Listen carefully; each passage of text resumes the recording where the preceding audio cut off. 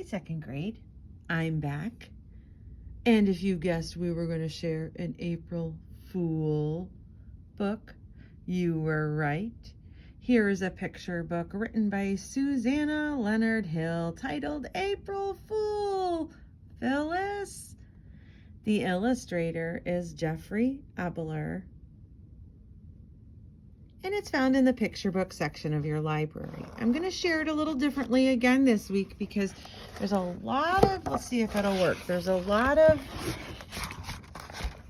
words. There we go. I'm going to try and lean it up. A lot of words. Not that I wouldn't want to hold it up, but I think you'll be able to see it better.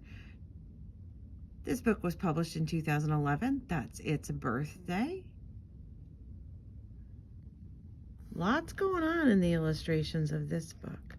Do you know who Punxsutawney Phil is? This author also wrote a book about Groundhog Day.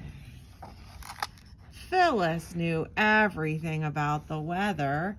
After all, she was Punxsutawney Phyllis, weather prophet extraordinaire. So when she woke up on April 1st, the day of the spring treasure hunt, it took only one whiff of the morning air to tell her something was not right. That's an awesome treehouse, don't you think?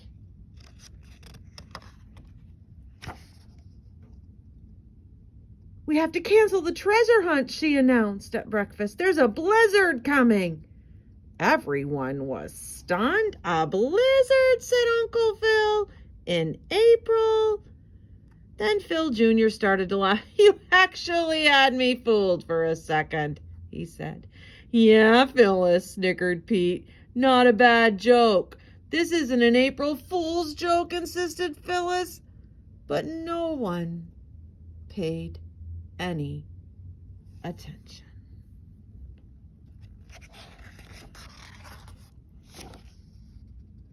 Aunt Patsy flooded her pancakes with homemade maple syrup and passed the jug to old grandfather Groundhog. What a great year for syrup, he said. I can't remember a year when the sap has run this long.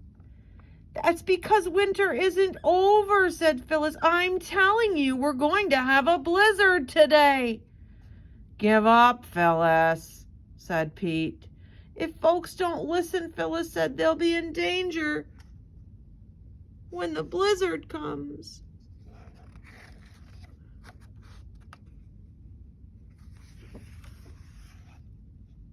A bit later, Phil Jr. came in from outside. Phyllis is right. It's freezing. He held out his paws to Aunt Patsy. They're like icicles, she exclaimed. We can't have a treasure hunt if it's this cold. I told you, began Phyllis. April Fool, shouted Phil Jr. Aw, I used a big bag of ice to make my paws cold. Very funny, said Phyllis. Everyone else laughed. A few minutes later, Pete yelled down from the mouth of the burrow. Phyllis was really right. It's snowing. Everyone rushed up the tunnel. Sure enough, a curtain of fat white flakes drifted across the opening. Oh my, exclaimed Aunt Sassy. April Fool, shouted Pete. It's only confetti. Aww. Make all the jokes you like, said Phyllis. Just cancel the treasure hunt so no one gets lost in the snow. But no one listened. Do you think she's trying to pull an April Fool? She sounds pretty serious. The grown-ups sat in the sun outside the burrow to swap tall tales and sent the youngsters off on the treasure hunt. Said Phyllis, reading the first clue. Treasure hunt. First clue. What goes up in the morning and down at night? Do you know? I know. The sun, guessed Cousin Jill. We can't go to the sun for the next clue, said Phil Jr. Uncle Phil's trousers, suggested Pete. All the little groundhogs giggled. They raced over to Uncle Phil and felt in his pockets. But there was nothing there.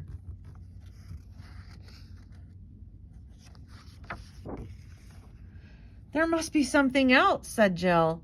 How about the thermometer, suggested Phyllis. They hurried to the thermometer by the door of the sugar house. See, remember, friends, the clue was what goes up in the morning and down at night. Cousin Jill guessed the sun, but they couldn't go all the way to the sun for a clue. Pete suggested what goes up in the morning and down at night. Uncle Phil's trousers. Doesn't work. What about the thermometer? There must be something else. How about a thermometer? And they hurried to that by the door of the sugar house. Inside, the big kettle filled the air with sweet maple steam, even though it was April. Ooh, it's nice and warm in here, said Cousin Willis. No one noticed that the thermometer had dropped below 30 degrees. All they saw was the second clue. Well, what does this one say? What runs but has no legs? What runs but has no legs? Any idea?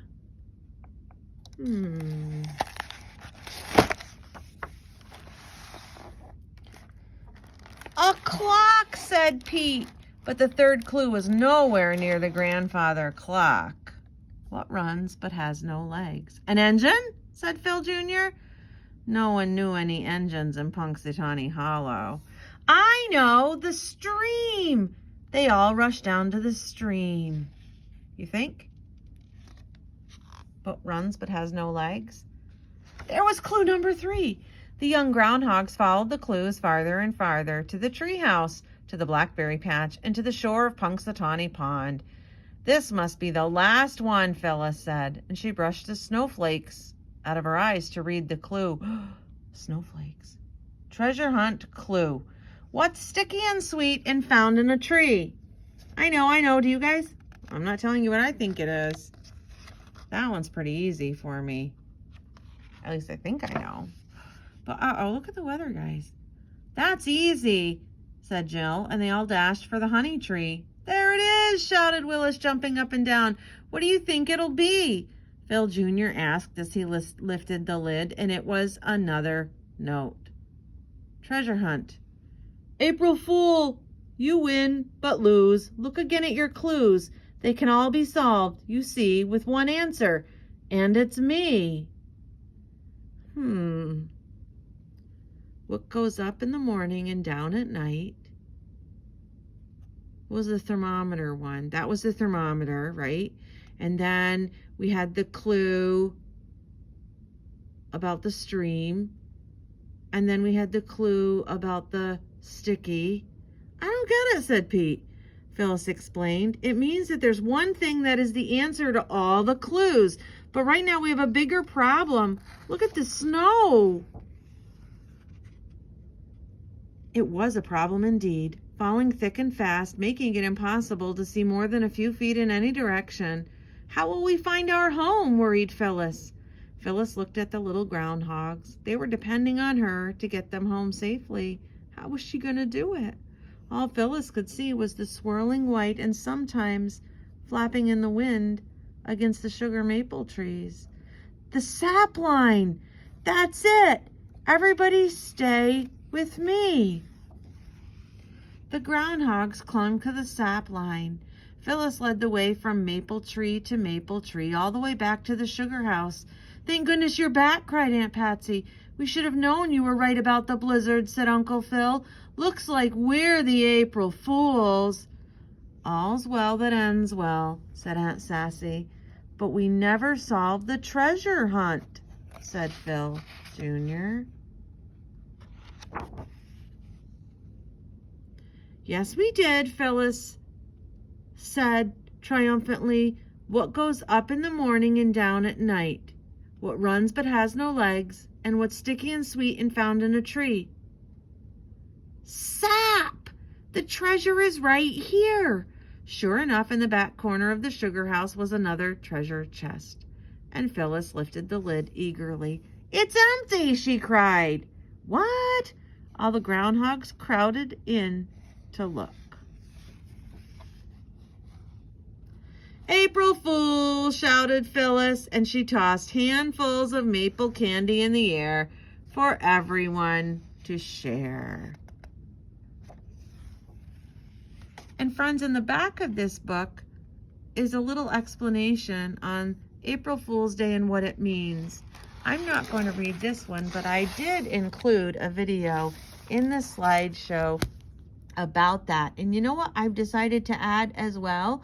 As I was reading this, I think it would be a great idea to add a little video about how maple syrup was added, or how maple syrup was made. So have a look and watch out for that. I hope your day is as super and awesome as you. Bye for now.